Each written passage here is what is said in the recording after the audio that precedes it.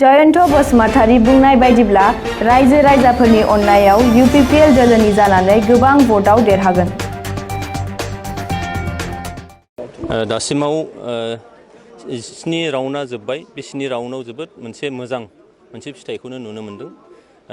दासिमाव फ्राय 29,000 भट मोननानै दङ।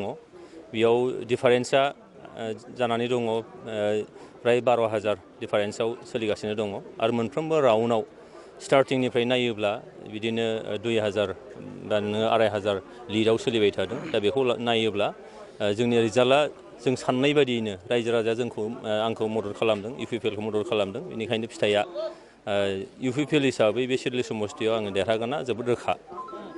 सार UPPL हिसाबै बेसेबां मासि दखल खालामनो हागोन आसा?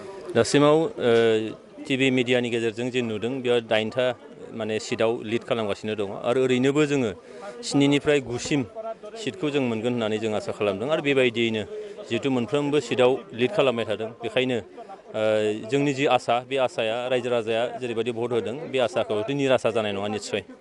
सार BJP आरो UPPL सरकार दागोन ना निश्चित?